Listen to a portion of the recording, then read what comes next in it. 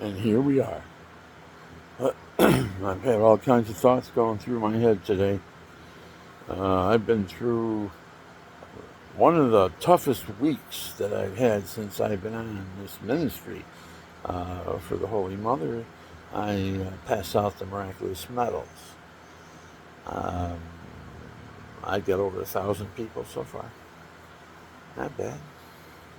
And then they can order them and they can pass them out. So I don't know if I've got 1,000 and they get 1,000. I got 100,000. Yeah, and then it doubles after that. And then I got all this blessing from the Holy Mother. Oh, she will make it right for you. You try to make it right for her. Pass out her medal. That miraculous medal is very strong. I have one. I never take it off. I hope I didn't lose it. That's right. I can't put it in my beard, but it's on a chain.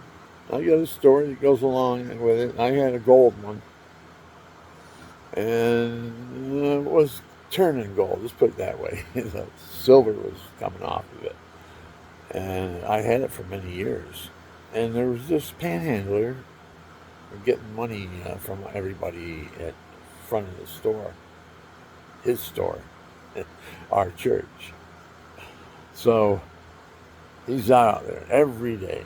I know he's a disabled veteran too because I see him over in the veterans line sometimes. So he ain't hurting for money. He's just gaming. He's finding out the week, finding out because he isn't in it for the money either. He's in it for something else, and I don't know what it is. He's a little con artist. He is. He's very, very good at what he's doing. And then if you talk to him, he goes, and I've seen him not do that. I've seen him talk regularly. And like I said, he's a veteran. He comes over to the veterans. He's got to take and talk to them, you know. He stands in line. I shouted out to him one time, now I know who you are. And he's looking at me and he says, oh, you're a veteran? And you're over there? And I didn't bring it out what he was doing or anything like that. I just left. I didn't embarrass him in front of everybody, but he was kind of like shaking in his boots. Or maybe he didn't care. I don't care. But anyways, I gave him this medal that I had for many years, and the silver was wearing off it, and it was brass, looked like gold. It's turning into gold. That's why I went and bought my gold one. And so, turned my miraculous medal into gold, and so I gave it to this guy. He said, "Put it on my head." I says, "Well," I says, "You panhandle?" I says, "You're out in front of here." He says, "You ever asked the Blessed Mother make it so you don't have to panhandle?" Or something, that's what I'm thinking in my head. That give him the medal and let the Blessed Mother work on it. So I says, "Would you take this medal?" And he looks at it and he sees the chain. And he's, "Yeah, put it on my head, will you?" Because if I put it on his head and put it over his head, he knows that chain is worth a lot of money. And I didn't even give it a thought. I thought he was going to take the miraculous medal and my best money could have my $100 chain. After I think about it, At the time I was steaming mad because he took the medal. I came back 2 weeks later and he said, "Hey, how's your medal?" So that chain broke. I lost the medal. I says, "Oh man, that was a sentimental medal. I tried to help you out with it." I says, "I know what you did. Oh yeah, I know exactly what you did. You sold that chain. That chain was worth over $100 and you sold it." And he didn't say nothing to me. And then at the end of the day, as I was coming out of church, I looked down on the ground and there was that miraculous medal that I gave him on the floor, face down. I picked it up. I recognized it immediately, because the gold was coming off. I mean, the silver was coming off and it looked like it was turning gold. So I got it. I got it around here somewhere. I think I put it in my coin, my really expensive coins I got. I got some old coins. So anyways, I put it in there, so nobody will be able to find it, see it. But anyways, there's my Infinite Prague up there. That was in St. Cyril's Church since they built it. And then they remodeled when Susan retired. Uh, she worked there 30 years. We started there in 80, so she retired in 2010. Man, that's 14 years ago already. We played mass there. We played guitars and had a folk group and did everything. I worked with all the kids. Never one complained about what we did.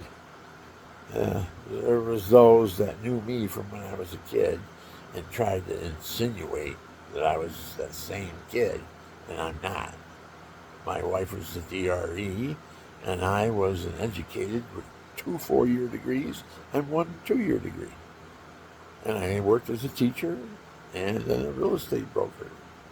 Now I'm retired. God is taking care of me. I love God. He loves me. I'm learning every day. I'm learning now is you don't gloat. You don't gloat. I don't go back and see. I bless the people who curse me. And I don't go back and see, what did God do to them? I don't gloat. I don't gloat. I don't want to know what God did. But I said, God bless you, name the Father, Son, Holy Spirit. Amen. I turned around and left. Every time I was hoodwinked by somebody, and my videos will tell you who I got hoodwinked by. Oh, you will be surprised who hoodwinks you in the world. Yeah. Oh, man, I'm telling you, I have fought the fight. And I've won a lot of the battles, but I didn't win them all. And thank God for confession. Thank God for confession, because I went right to confession. See, when you're over 65 in the Catholic Church now, because so many elderly can't make it to confession or make it to church, they die in their sin. So the church has made a new law. The law is that if a man is sick and he's over 65 years old and he sins, he can say an act of contrition and it will be valid for wiping away his sins until he can see an ordained priest and get a sacramental confession. But it's valid if he were to die. If he were to die between that time that he committed a sin and then repented from it. See, that's why you can never tell, people are caught in these sins. And you never can tell what they did when they got caught and found out the trap, and see what they did, what they're doing, and then it's too late because they got a heart attack and they're dead. Looking at everything. That's what happens. Now, I'm telling you one thing, and I feel it from God a lot. I'm retired. I've been around for a long, long time. I've talked to thousands of people. I played my music in front of thousands of people. And I'm trying to tell everybody in the United States, we got 2 things that are bad. 2 laws. Thou shalt not kill, and thou shalt not pervert the children. The phone companies are perverting the children. They're getting these old phone numbers and watching cartoons, and all of a sudden pornography comes on because they have a contract with that phone number. They had a contract with the phone. Now they're trying to get the number back. They don't know that the phone was traded in, the numbers now to a child. So you get all the porn. As a child, Mommy, what's happening here? Maybe, but maybe in a lot of cases they're not. If I show Mom and Daddy, they'll take the phone away. I'm going to go to school, I'll show all my buddies, we'll have a blast with this. You see what I'm talking about? The phone companies have done that to children. And I told them about it. Nobody's doing anything about it. No one is doing one thing about that. It's so obvious. And then they got these new guys walking around, they're antichrists. You can tell them by their upside down peace symbol. They hang it right there, and they attack anybody wearing a crucifix. If you approach them and you're wearing a crucifix, they'll attack you somehow. It's some type of a scam, just to get you mad. See if they can get you mad. I always back up and say, God bless you, Father, Son, Holy Spirit. It's in His hands now. I forgive. And walk away. One woman on the phone the other night says, that's killing them with kindness, isn't it? Well, I don't want to kill them. I just want them to be reprimanded and scolded somehow so they don't do the behavior they do. Jesus is like that. He's just like God. He's His Son. He thinks just like God. When He comes and sees all the things we're doing, we're killing. You know that we're at zero population growth, only 1 million people since the time abortion set in. We killed 55 million babies. Do you realize that? That's why we haven't grown in population, is because we're killing our babies. And God is watching. And you, if you believe in abortion, you're on the road to hell, people. There's no coming back.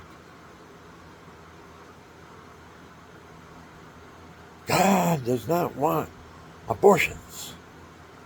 What do you think He did with the hordes of people that came down and conquered the whole European countries because they were all making love with their faces?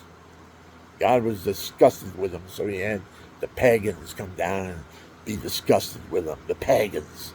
They make love with their faces. Oh, if they try that with me, I'll chop their head off. And it won't be the one between their two shoulders either.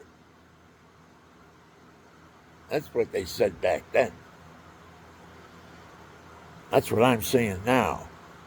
Take perversion off our okay list. Because what's happening is they mean well. They want to love each other. They want to have a family. But they get the child and they bring it home. And at night, he can hear what's going on with you and your him, or her with her aunt. And they're him on, screaming. And the child's listening, what's going on? And then when he reaches sexual maturity, he's listening with a jar of Vaseline. And you just perverted a child. You meant well. You wanted to give him a nice home, a school, come up and everything. But now he's perverted.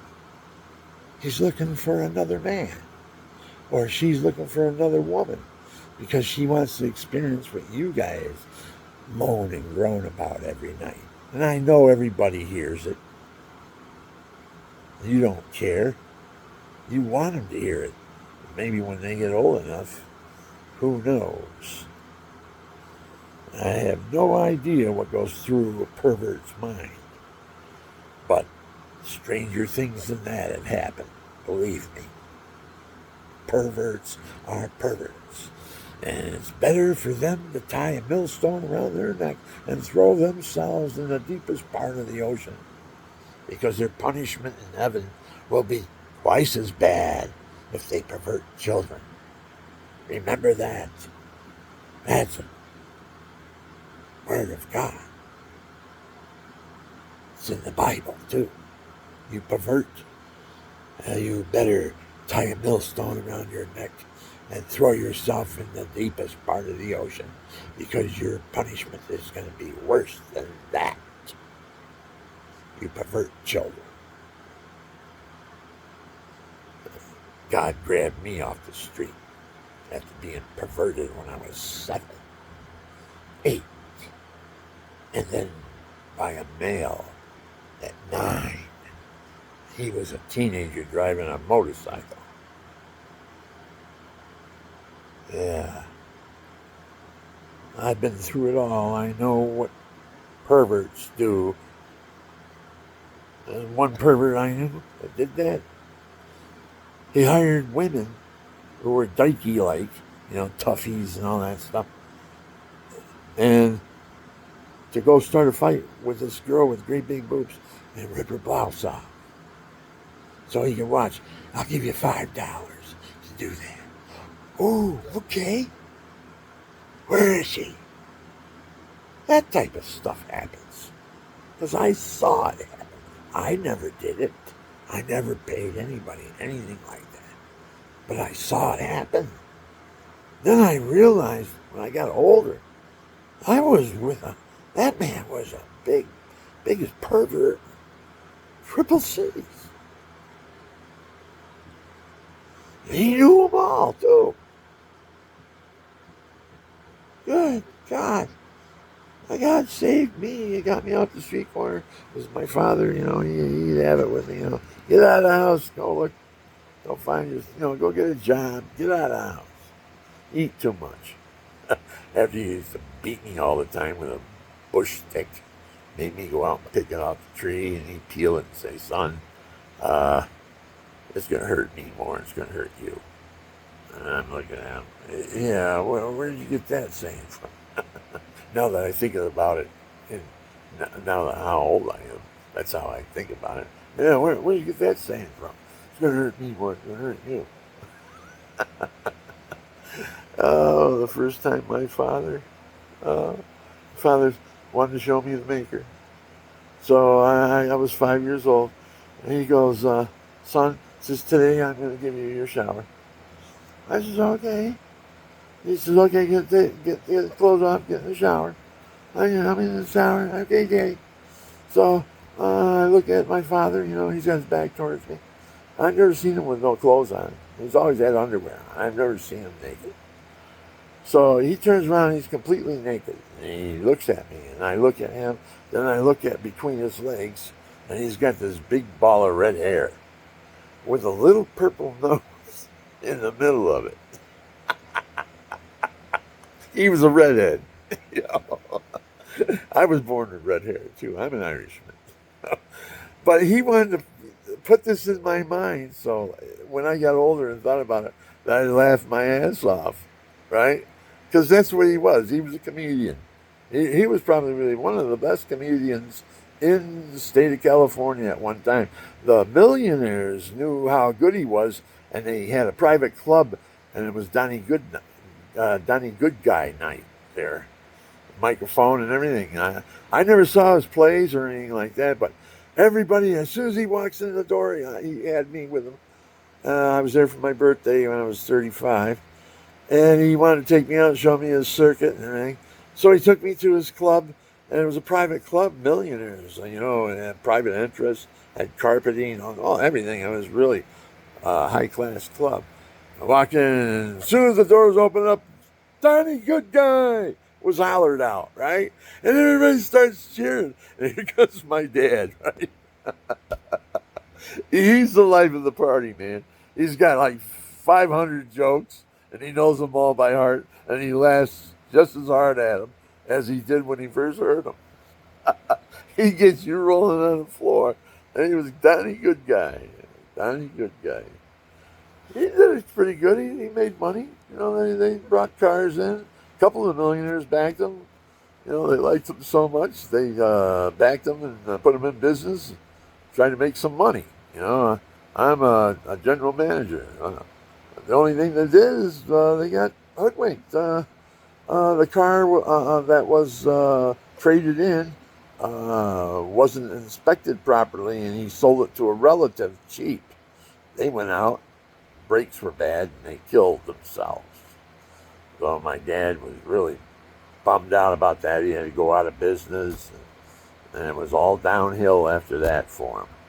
He was an older guy. He was like in his 60s, I think, somewhere around there. But I don't know if he had too many funny nights after all that stuff happened.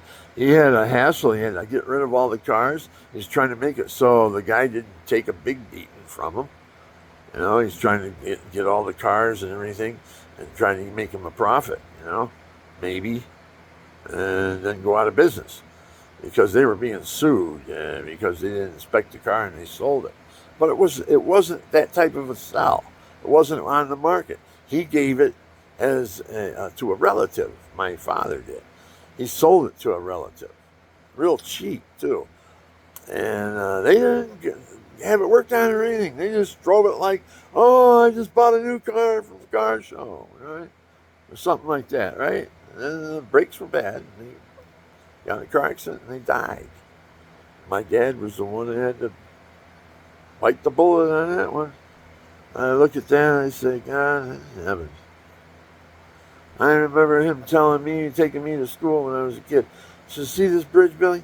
He says, the pressure of bringing you kids up is so hard and so tough on me that I was going westbound here, and I woke up going eastbound.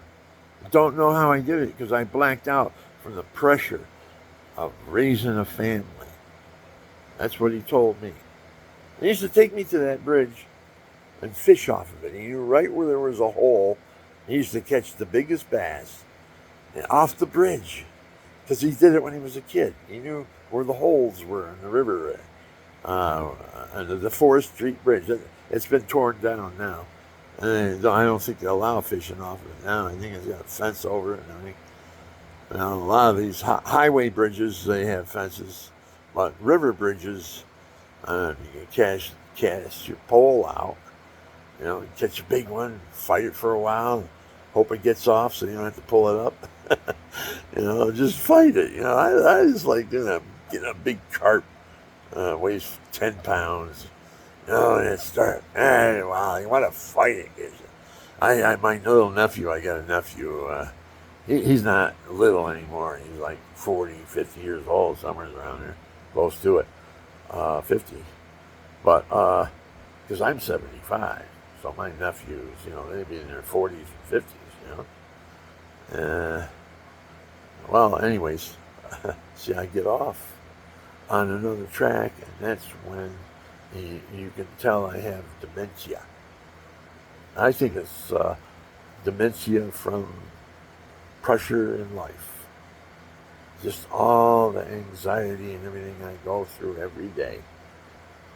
You know, it wears down on you when you get to be in your late 70s, starts affecting your health. And if you don't stay active and just lay in bed and give up, you die.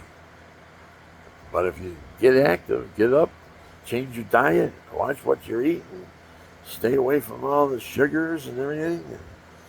It's hard to do. I still haven't done it, but I don't do it as much as I used to. And I weighed 358 pounds 2 years ago at this time. 2 years ago now.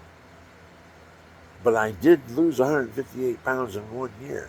But I've been able to keep it off. I've been able to maintain this weight around 225, 235. Once in a while, if I drink a lot of water, I'll bump up into the 40. But then I come, after I drain and everything else, this water weighs 8.6 pounds per gallon. I can drink a gallon of water. I can be 168. I weigh in at 160 and then go drink and I'll be 168. Because I can drink that much water. I can gulp it down when I'm thirsty. But that's the thing is, when you get older, like I am, 75, you don't think about drinking all the time. You just adjust and adapt to the dryness in your mouth. Then you end up getting caught in your throat, hooks together and you can't get it apart, and you start coughing. You're going to end up like that. And if you don't have enough liquids in you, like when you spit and it's coagulated spit, you're not drinking enough water. At least 2 liters a day, and have them with you all the time. That's what I've been told.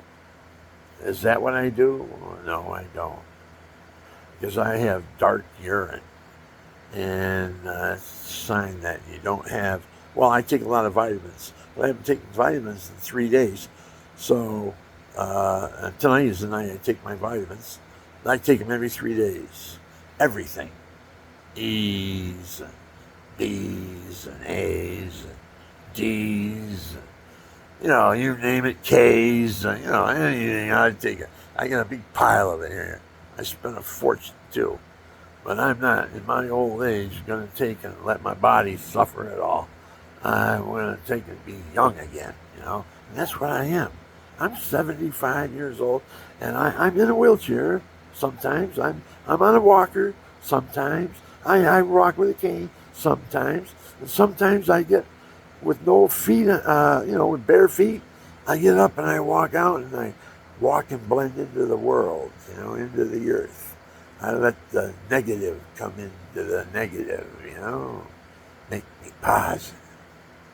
Yeah, that's cool. You're one with God. You're one with the earth. God is everywhere.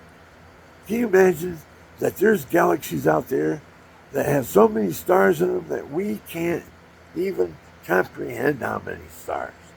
And then beyond that, there's galaxies that haven't even shown their light yet.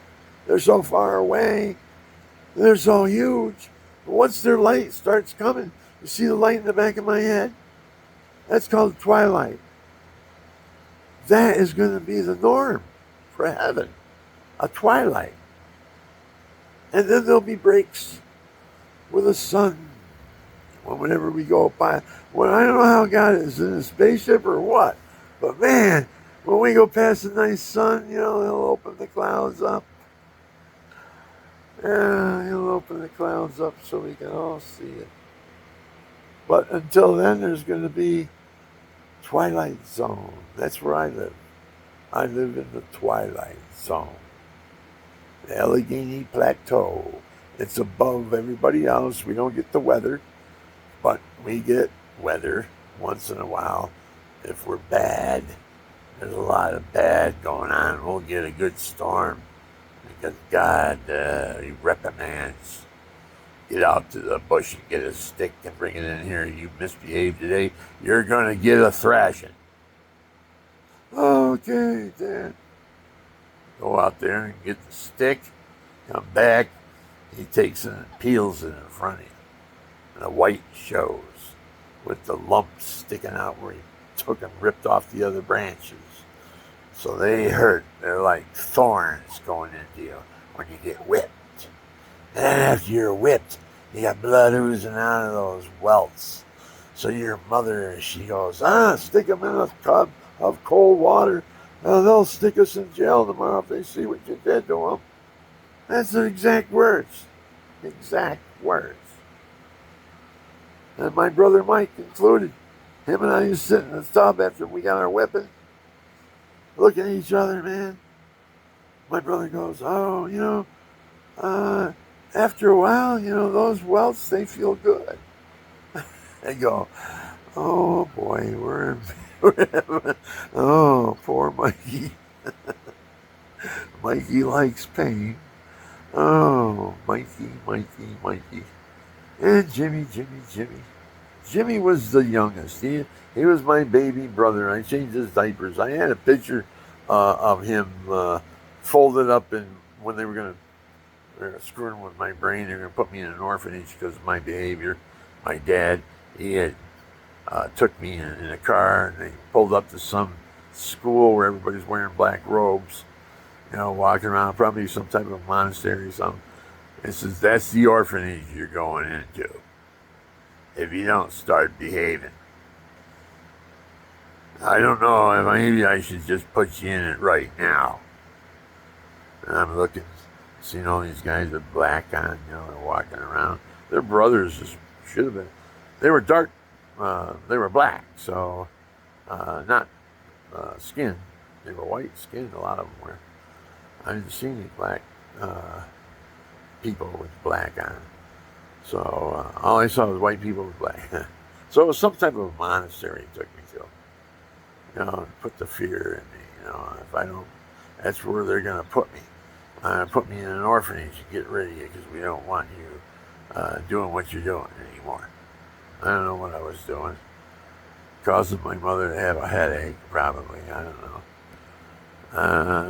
I can't really remember. The reason why she had a thing against me, because I was the firstborn, And she hated it. She got married to my father because my father was an MP in the Marines, and he was a turnkey.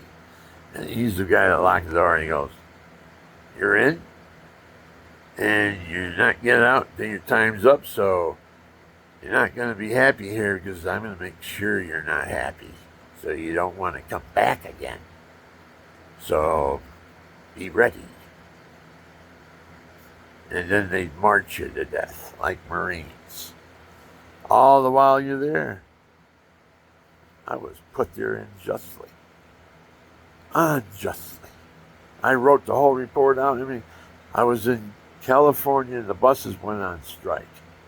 And I'm in San Francisco. And I had to be to Oakland. Whatever how far that was. And my wife used to take the bus from San Francisco to Oakland, so because they locked me up. Oh my God, I went through hell with Miss. I came back from Vietnam after a guy tried to kill me over there, and I was going to file a report, but I was flown home for emergency leave. My captain got me out of Vietnam, and he knew I was married, and that it was a fluke I was there. Plus I was there with still stitches in my side. Oozing pus and everything. They sent me to Vietnam.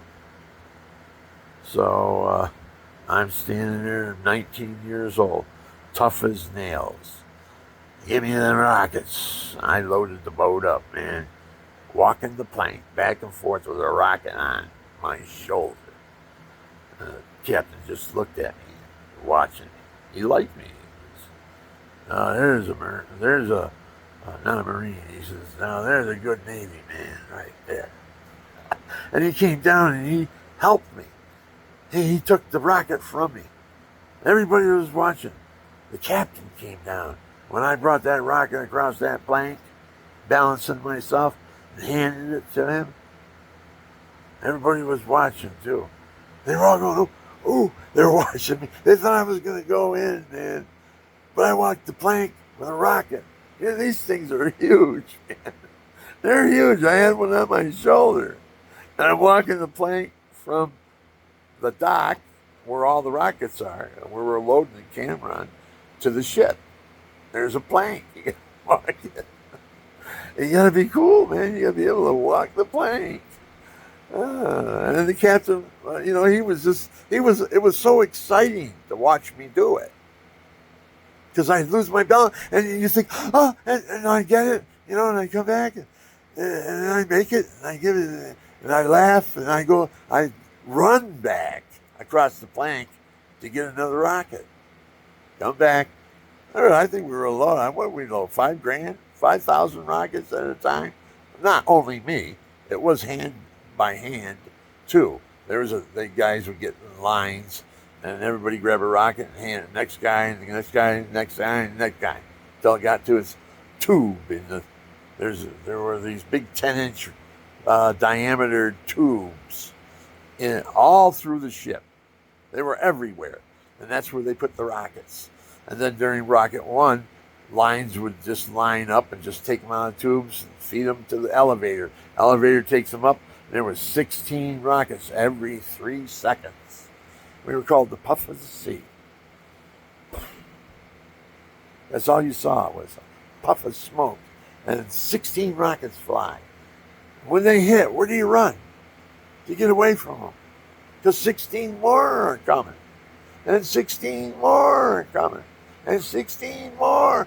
You're done. We wiped out a whole village, probably in 16 wars. Whoa, a whole village. Hundreds of people. Oh, I felt really bad. I did. There's a lot of innocent people. What are we fighting this war for, God? You get me out of here. Because after I saw some poor guy with a white hanky on his stick, waving it back and forth in front of the captain, my captain, a good man too. But he was looking them over, and all the little children were lined up, and they were all crying because we had to blow them up. And it was up to my captain to analyze the situation to look things over, to get reports, find out, and he let them slide. We didn't blow him up. We didn't blow his whole little village and where they were growing all their crops and all that stuff. We just let them go. We were the puff of the sea, 16 rockets every 3 seconds. Man, I was on a battleship, my friends. And I was almost murdered by friendly fire. Almost murdered. I don't know if the guy's still alive or not. He was older than me. He was a welder. And we only had 75 bunks, 157 guys on the ship. So we had to switch bunks. So when you got in your bunk, you smell as the guy that was in the bunk before you. See, he's like, the bunk. You get the bunk. Whose bunk are you in tonight? I'm bunking over there. And he got me. He got me in the baggage room. Because he was the welder and I was the replacement. Because I was a ship-fitted welder too. But I was an apprentice because just got out of boot camp. And I'm going to earn my stripe here shortly because I'm going to become the welder. I'll be the welder of the ship. I'm in engineering. I'm a welder. My welding position in Rocket 1 was the fire extinguisher. When the rockets didn't take off and they spun around the deck, I had to put them out. Oh, man. My heart was in my throat. My heart was in my throat, people. That's a shaky. You look around and the fire hose is on fire because that burst of flames that come out of them rockets just burst. And it disintegrates everything behind it. You got to get away from it. But you got to hit it you got to be on the side and you got to throw the fog at it and everything. Try to snuff out the flames and everything coming out of it too. Retard the flames at least. You can't snuff them out. That's pure whatever it is. Whatever it is. Nitro something. I don't know what it was. Man, they make them rockets. Them rockets can go 6 miles with that burning behind it. They'll go 6 miles with the burn they got. And then they explode. Kaboom! Kaboom! Kaboom, boom, boom! Kaboom, boom! And then you hear a kaboom! We hit their dump, their ammo dump.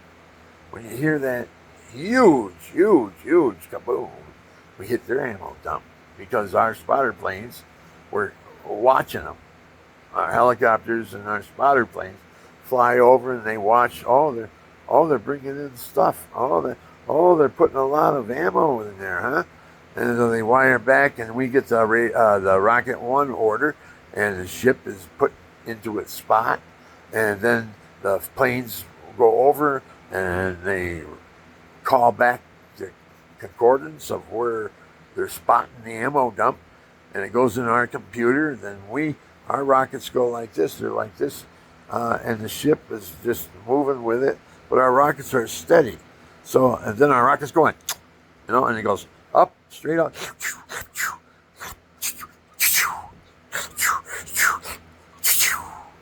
Every 3 seconds, 16 rockets can fly from that ship. We didn't do 16 rockets every 3 seconds, though. We only did half of the ship.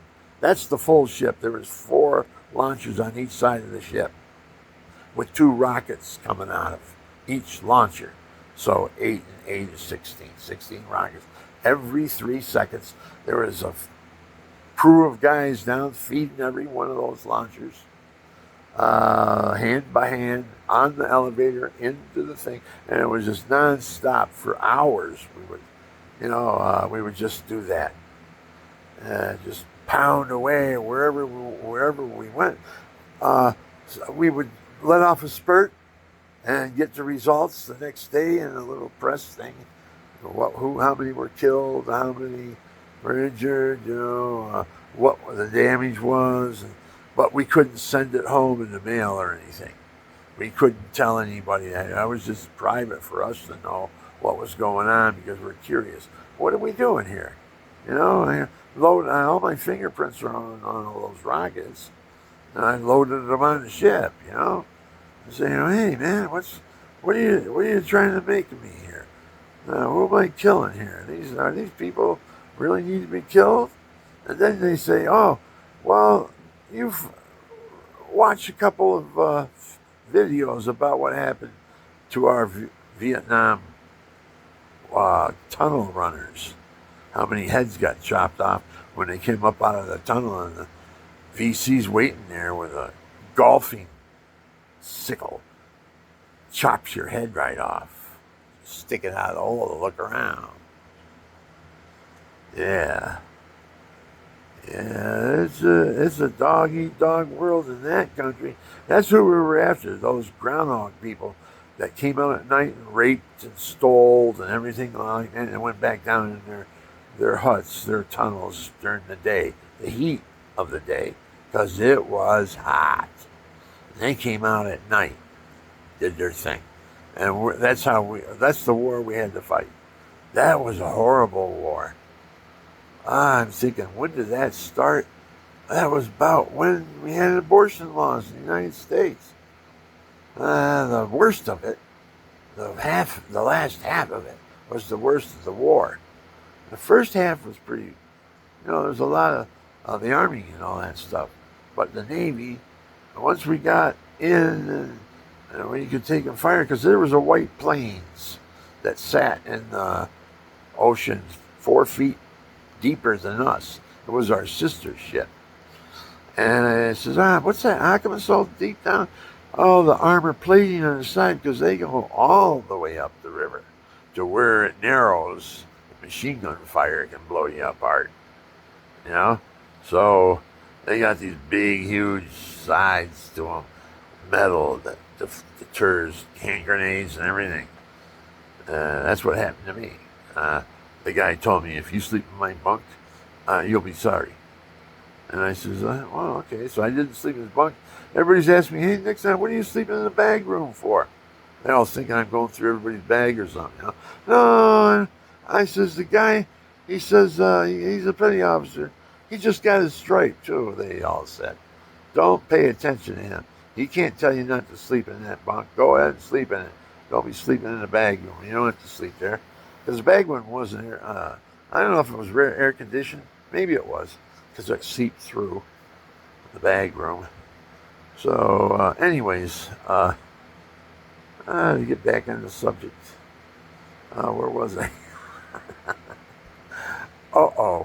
Now that is dementia. That I'm not used to doing this, but this is what happens when I pause and get off. Because I got so much going through my mind. And when you come here and you look at this place, you say, what a mess. Cleanliness is tidiness is cleanliness. That's good for godliness or something, right? Well, I say, yeah, that's cool. Cleanliness is godliness. Yeah, okay. But there's no work being done. If it's clean there's no work being done. And I'm a working man. I got all kinds of projects going. I got like 20 projects right now. You should see what I'm doing. I'm making wine racks. I just finished one, and I camouflaged it. Oh, you should see it. It's all crystal, like glass, but it's red oak on the ends. And the whole thing looks like it's red oak because I camouflaged it. But the ends I didn't. I tinted them green red oak. Oh, it came out beautiful. I'm going to auction it off. I want an oil well. Not oil. Oh, here I am. I'm getting blowing the whistle here. I want a water well in Kenya. Enough people put an offer in on it. Whoever offers what I'm asking. Because the water well, I'm not going to make a cent. My labor, they're getting my labor. And they're getting custom work done by a maybe saint. That's what I'm going for. I'm going for sainthood. And God says that we don't do it in the blood, we'll do it in the heart. And be martyred in your heart. How'd you like that instead of being martyred in the blood? And I says, oh, okay, God, whatever you want. I'll do it. So I've been going through misery. Yeah, I get one thing. I get to bring my misery in front of the cross. As I wear the cross. Wherever I go, I wear the cross. Right here. The corpse reminds me of the suffering of Christ. That's why I have a corpse on my cross. That's the suffering Jesus reminding me that it's not going to be better for you than it was for me, Billy. You're going to be my shadow. You're going to go through the same suffering I did. Let's see how you do. You pray to me, I'll make God make it His will that you can be free, pass the test. Oh, would you do that for me, God? I would love that. And I'd like to be able not to forget where I lay things. I think everybody in the world would like to have that one. Should I give that as a present to everybody in the world, as a sign from God? That you can't forget what you've done with your time. And technically, we can't forget what we've done with the time, because in Judgment Day, our whole life will go through. Zip right by. 1 second is like 1,000 years, and 1,000 years is like 1 second to God. He's there to find out who loves him. And this is the test. And he's got a color. And he's playing his part, isn't he? Very good. Oh, he is a demon of demons, that guy. God, nothing exists but God. And God has it the way it is because he's seeking love. And if you have love and faith and hope and forgiveness and no hate, he can smell hate before you even get in front of you. No hate. Forgiveness. You forgive. You say, God bless you, the Father, Son, Holy Spirit. Then you turn and you walk away. One lady says, oh, that's killing them with love. And I says, it's not killing them. I'm not asking them to be killed. I'm asking them to be reprimanded and told what is right. And that's what I do. I'm a father of a nation. And I'm here to tell what's right and what's wrong. China and all the countries that stole our patents, we don't owe you a cent.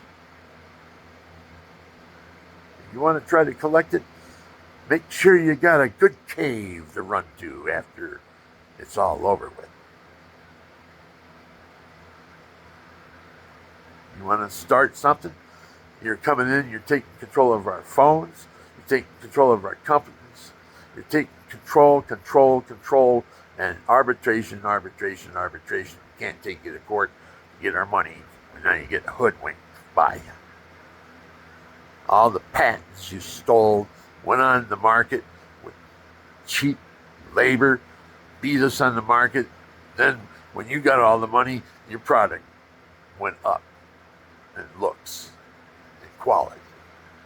You took over. You came in and stole from us. And now we owe you, we have to borrow because you stole our market. But we have to borrow from you. Now we owe you so much money, we can't even pay it back. We can't pay the interest back. We owe you so much. What are you going to ask for, Alaska? I think that's probably a good move. And I think we as a nation need to be punished. And Alaska should go. China gets Alaska, and then the world economy has been released. No more debt. Start fresh. They're making a lot of money up in Alaska. If you live there, you get paid to live there. It's a tough place to live. But the Chinese want it. Back, maybe, they think.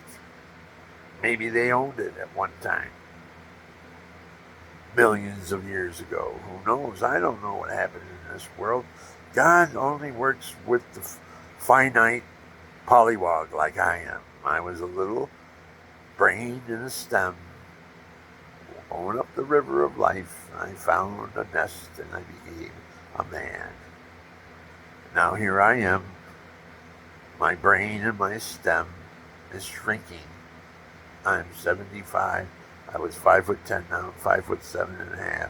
So I'm shrinking, and my spine is squeezing my nervous system. Pain in the back. Oh, agonizing pain. So that's what God said. Billy, you want to be persecuted in the blood, or you want to be persecuted in the heart? And I chose the heart, and so now I gotta have pain. So I'm trying. He's allowing me to stretch and trying to make the best I can of it. I'm old. I'm an old man. I'm 75.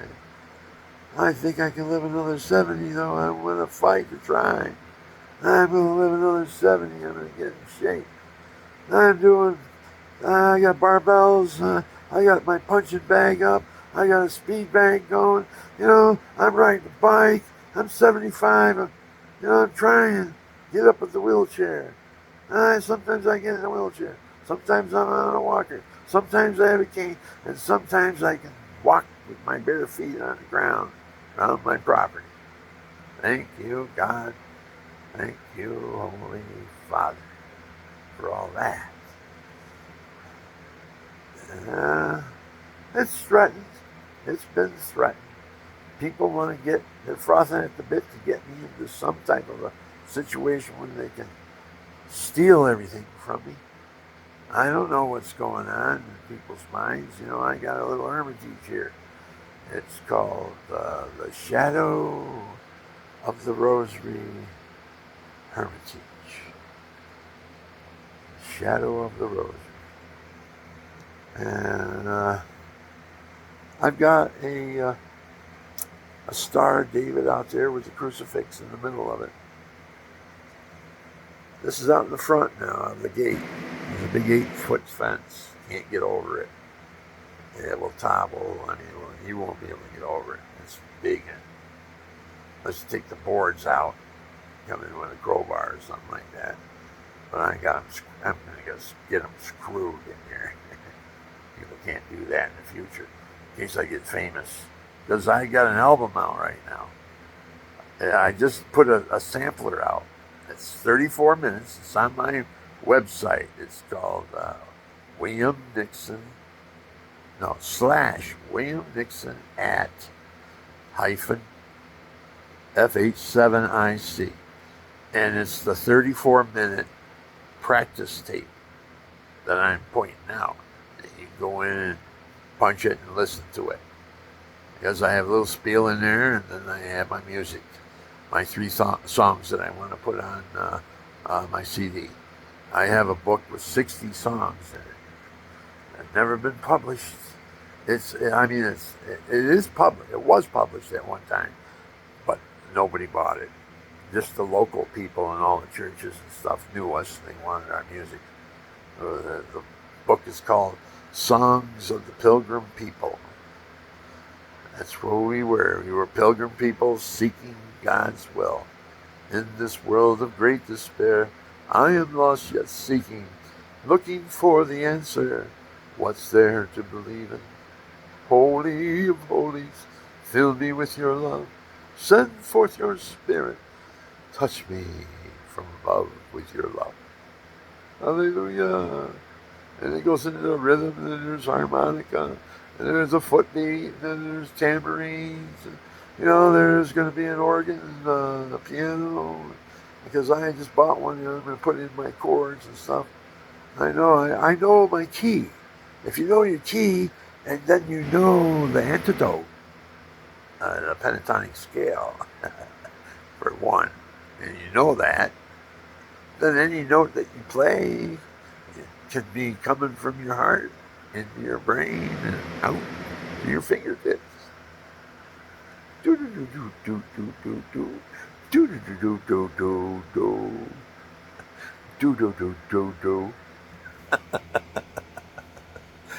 Oh boy. I look at my life and God is present. And sometimes I know I can't see him. I get frustrated because things happen to me and I want immediate response, retaliation. Why should I wait so long to retaliate? How come we can't catch these hoodwinkers? They just took me for $100 right in my face and it was taped. Now, where happened to the tape? What are they going to do with it? Because I did what they didn't expect. I got the cops involved and I called their hometown, told exactly what went down. They stole from me the Guitar Center in Johnson City. Stole $100. Their assistant manager did it. I watched the other assistant manager do it to another guy about a half an hour, 45 minutes before they did it to me. And it was cash. And you had to look like you're stoned. So before they would pull it on you. And if they pulled it on you, you piled your money up and they go, okay, pile your money up, put it all out, count it all out, and I'll take it back to the counter and I'll bring it back up and we can settle from that. I'll bring the slip and everything. So you go, okay, so he counts it all out and the guy takes and puts it in a big bundle, 20s, 10s, and 1s and all that. So he takes it back to the counter. So he don't flub up. He's going to have the counter accountant. And he comes back with a slip and he says, you're $100 short. The guy goes, what are you talking about? And I watched them count every pile out. He had $100 in each pile. I think it was $1,200 or something like that. I don't know, I'm not sure, but they wouldn't give me his name because they did the same thing to him that they did to me. And right away they associated that I was aware of that. That they took him for 100 and now they're coming after me. But the other guy was stupid. I had a pile of money out, 20s and all that, and I think I had six $50 bills, $350 bills, and I put them out. And three piles, 100 in each pile. And I looked at him and I says, there's 300, how much more? And he goes, $68 more, because I was trading in some stuff. I said, okay. So I counted out 70, gave him a $2 tip. And somehow, he didn't even count it really. He's looking at it and he says, oh, those are 220s. You're $100 short. That's where he screwed up. He was stupid. I wasn't $100 short. I was $100 short because he took the 250s, put them in his pocket, and took 220s off my other pile. Well, I was lollygagging and trusting everybody and going around looking for things and back. He pulled the switch on me. A different way. Didn't take it to the counter. There wasn't that many bills. You could count it out right there. But the other guy had $1,200 in 1s and 5s and 10s. The guy didn't want to count it. And he said, I'll take it to the counter. Put it in there. Come back. You're $100 short. So they come to me and the guy does the same thing. He says, I put three piles of 50s. Two in that one, two in that one, two in this one. He says, no, those were 220s. But he told me I was $100 short. But there's where he was screwed up. Because he forgot that he put 220s back. So that's only $60 too short. See what I mean? They'll hang themselves every time. Just got to pay attention. Because they don't have a good brain in their head. Really. They think they're going to outfox an old guy. Who's going to sit down and think what they did. They're not going to outfox me. I know. I worked with them. I worked with adjudicated felons. I've been kicked in the shins by them. I know how they're evil. They are evil too. Unless they can be saved somehow, they're very evil. And I saw them whack a guy in the back of the leg with a hockey stick. They're playing hockey. in the gym. I don't know why the guy let him do that, and then have the ward guys that punish you and all that come in and play hockey. And what all them kids do, they go right behind him. They whacked him so hard in the back of his leg, he lost all the veins and everything and chopped him right off. And he's standing there, and they couldn't fix the leg. He lost the leg. And I'm telling you, we're dealing with little demons here. They want to, they'll kill. They will kill if it's enough money. Yeah. Well, you got to catch them. You got to punish them. You got to deter them from what they did. They got to take the activating event, the circumstances of the event, and disputing over it, and then come up with a good analyzing procedure. That's the way I treat juvenile delinquents. Let them see their own mistake and what they could have done to make it so it didn't happen that way. I believe that. I think there was a man named Young. He had that type of philosophy, and I adapted to it, and I used a lot of his forms when I worked with delinquent children. I had you sit down in an acting event. Well, I got in a fight in the line. Why did you get in a fight in the line? Oh, he said something to me. He told me, there's prejudice and all that stuff. Starts that stuff, right?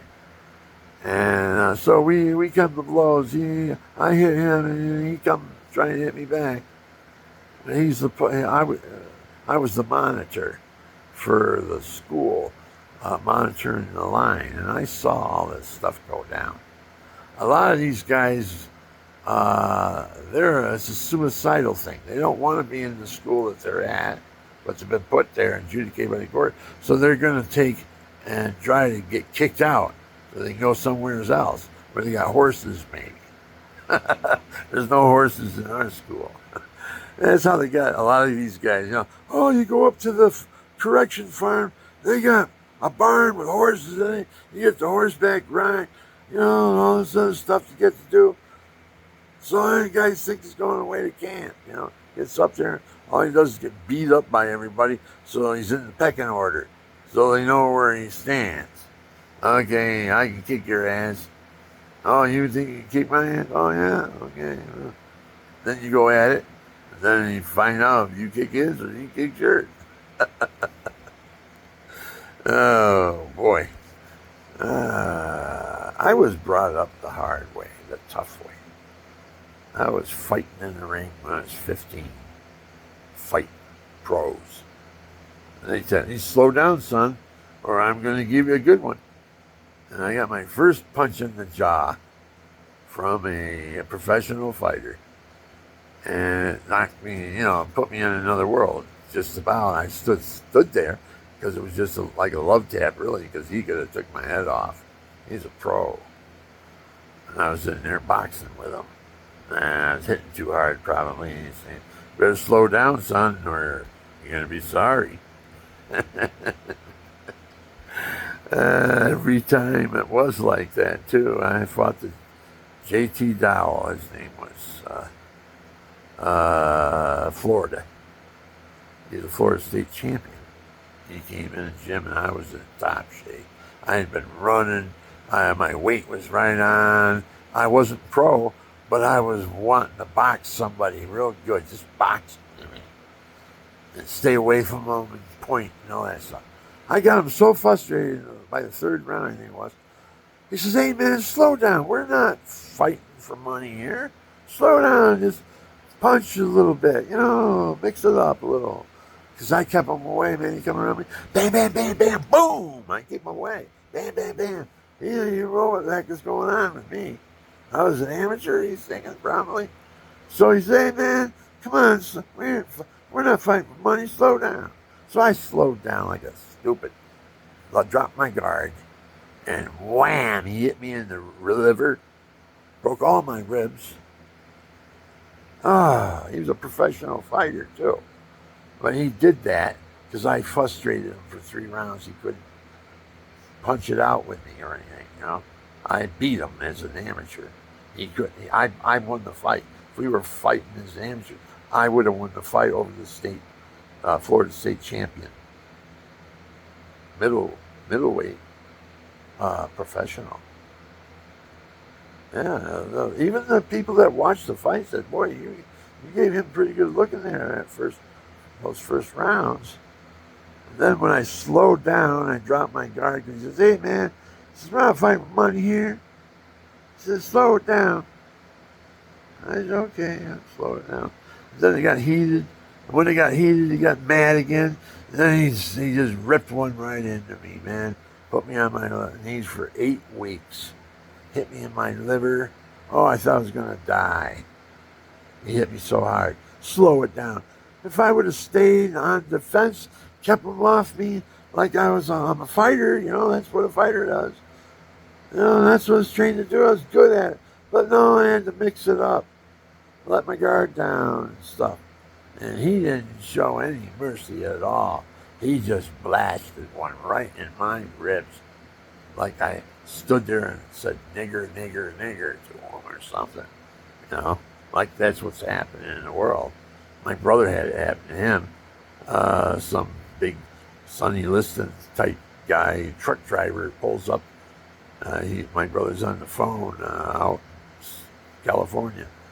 And the guy gets out of the truck. He's a big guy. Mike says he's about as big as Sonny Liston. Huge. Merchant Marine. Gets out of the truck and he looks at my brother Mike and he goes, "What are you looking at, boy?" And my brother says, "What do you think you're tough?" He's thinking in his brain, right? He goes, a big black nigger." And that guy, he screamed and came at him. And there was a fight. My brother went upside him, one side down the other, knocked him out cold, and threw him in his truck like he was a bag of potatoes.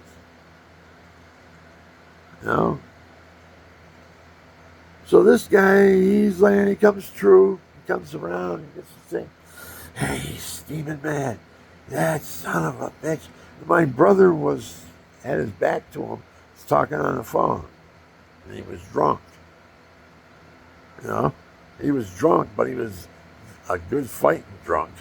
You don't want to mess with him. He was just all bam, and you're done. So that's what happened to this guy. So this guy snuck up behind him and whacked him over the head with a tire iron. My brother went down. He said, "I couldn't move nothing. I couldn't move my feet, my arms, nothing. I couldn't even block. He kept on hitting me. So what are you trying to do? Kill me?" So he jumps in his truck and he runs over my brother. And it hits him in the head. My brother says, "Hit me in the head." And he's about ready to back up over my head to kill me. And the cops, the same cops that stopped my brother when he got dropped off there by his friend, they were drunk. And his friend said, "Get off right here. Get out of the car. This is further I'm going. Get out."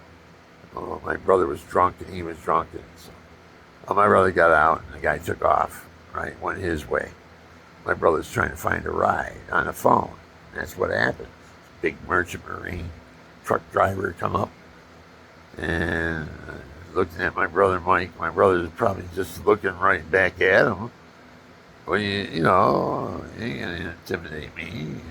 The other guy's thinking the same thing, right? There it is. That's the fight. That's the fight look. You look at each other and you think you're bad, huh? Well, let's see how bad you are. And then survival comes in. How can I sneak punch that son of a bitch? If I can get him on the ground with a tire iron, I'll kill him when I roll over his head with my tire. That's how this guy thought, because that's exactly what he did. And the cops showed up with the guns drawn. "Get out of the car, you're under arrest. Attempted murder." And my brother's laying there with a tire mark over his chest where the guy ran over him first. Now he's backing up to run over his head. And that's when the cops showed up with the guns. This is the same two cops that stopped us when the guy let me off down here. I was trying to get a ride back. I hope that the two cops should have said, here, we'll give you a ride to a safer area. No, they looked at it as Mike Nixon. No, everybody knew Mike Nixon. He just fights on TV every weekend. He's knocking guys out. He's a California knockout artist. That's how they're advertising him. He's on IrishMikeNixon.com. You go on there and see all that stuff he did. Man, he ended up robbed. They robbed him. His trainers robbed him. His trainers didn't give him any rights to his movies. He knocked out the African champion, who was the All-American African champion, Kurt Stein, in the 5th round. They called my brother the American Battleship because he had both barrels going and didn't stop until the 5th round. And the champion of Africa hit the floor face first, out cold. Wham! Down he went. It was a prep fight. He was going to fight for the title. And I got my brother Mike because he was rated up top 5. Okay, let's see what these guys do. My God, he was in a top shape, man. He could have took the whole world over if he could have had the right money behind him and everything, and right training. He was the champion, and he was. If you knock out the African champion, you are the African champion. So my brother, I think it was 1976, was the African champion, middleweight champion of Africa. Universal fight too. All the fights. It's not the white. He beat the white. He's the champion of the white fighters. No, he's the champion universal, both white and black.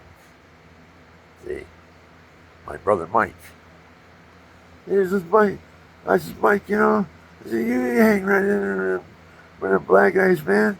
You're a good fighter with them and stuff. He says, Billy, I want to tell you something. There's probably a good sense that we are black. We have black in us. I says, what? He says, yes, we're Sicilian. Sicilian, they were very dark-skinned people. Very dark-skinned. They look like niggers. That's what they called them. The Swedes and the Irish called the Italians niggers. Because we were so dark. Look at me. I'm sitting here. I have a dark glow on me. I'm Italian. I'm Italiano. See, here. Ow.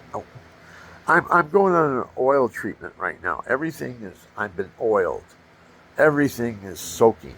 I have to take a shower to get it off. But I had, what is it? Here it is, right here.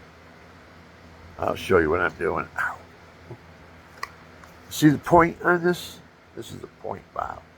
Now, in this bottle are these oils, different types of oils that the skin absorbs and that are very nourishing for your hair follicles, your eyebrows, your eyelids, your mustache, your beard, your hairline, all your hair and everything. I just getting into this. I never paid attention to it, but I'm just getting into it when I got into olive oil, and I started drinking close to 4 ounces a day of olive oil, and everything started loosening up. No more problems. No more problems in the John. Everything was slipping and sliding, slipping and sliding. I got a song, slipping and sliding. Oh, dear God. See, one second. Yes, there's my bag. It's good pain, because I can stretch it now. Now I know where the pain is. Now I can stretch that area. And that's what the payback is. God's made it so, I like my neck right now. Oh, my neck. Oh, jeepers. I got a vibrator, but it won't work. It's for your neck. But my brother-in-law, it was my brother-in-law's. They gave it to me, but he must have used it a lot because the wires are coming apart up inside of it. I got to get the right tool to open it up and reconnect the cables because it keeps on shutting off. It won't keep on going. It goes on for a minute and then it shuts off. Goes on. So I know it's a bad connection because I can feel it. It's broken off. Over the years, the wire goes in the back of that stem. It bends and bends and bends and bends. Finally, just bends apart. You know, you got to go in there and clean everything out and redo the wire, put it all back together, and then you got yourself a working vibe again. I've been told not to use it on real high, to use it on low. That's the best way. The high, they don't know. They can't. They don't have any statistics or anything. But the high might overstimulate your blood in your vessels, in your blood vessels, and all that stuff. So that's probably why they tell you. And you don't want to. It's like grabbing the orange juice out and then shaking the bottle up, so you got thick blood again, right? That's how I'm comparing it. But it only works with juice. It doesn't work in the human body. Human body just, it's got to be its blood. The blood has to be, able to move right. And if you don't drink enough water, you can't even spit right. And when you hack up, it's not liquidy, it's mucus. It's not any liquid in your mucus, it's just all mucus stuck together. Hack up. Yeah. You got to get away from all that stuff. I haven't had a drink in probably over an hour. That's my fault. How long this I had before that too. And then I had my wallet in my hand and I laid it down somewhere and I says, well, I can't remember where I laid it down. And I got so much going on here. I mean, I look at everything. I say, oh, I'm going to do that later.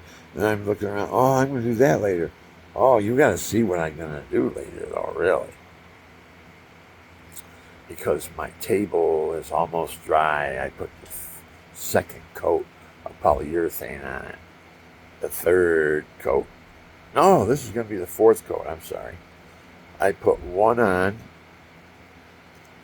First of all, I had a red oak table and I refinished the top of it.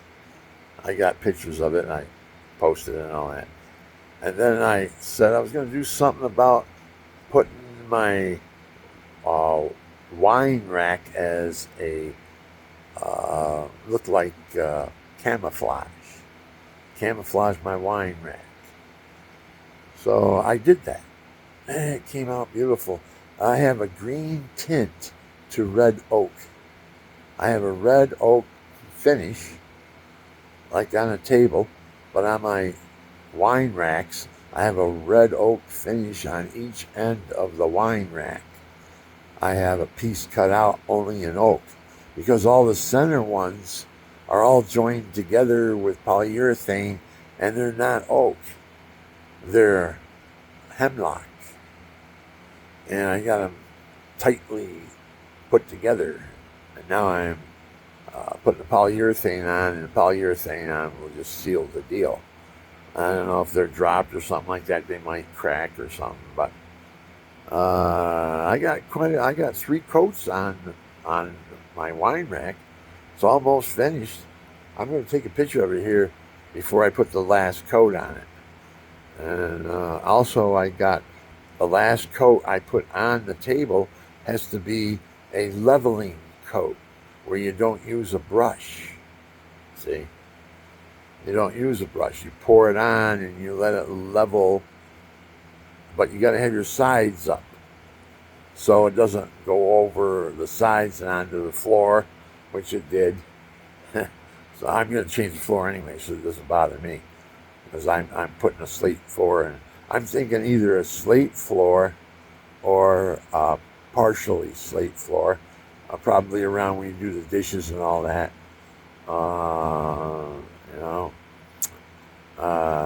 It could be wet there and all that. I don't know how I'm going to do it yet, but I know that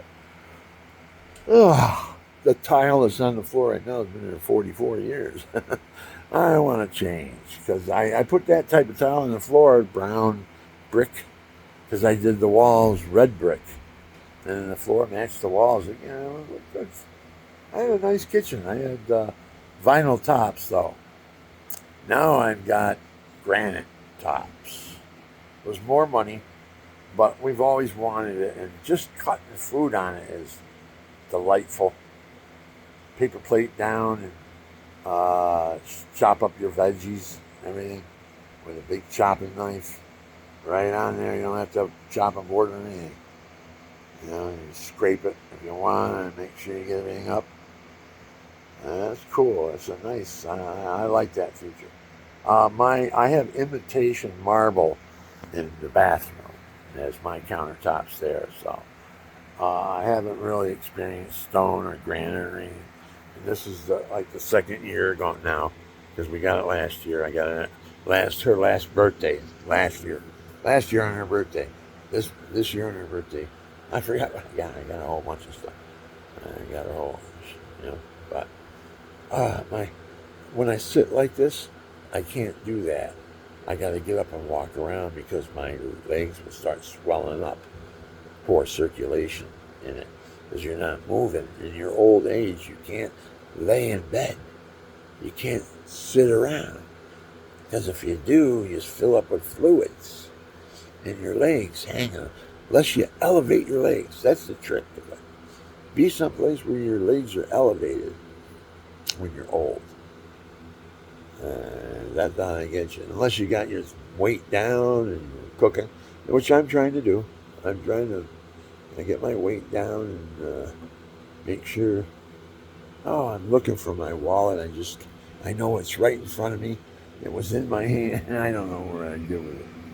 So, anyways, I'm going to call it quits or pause it.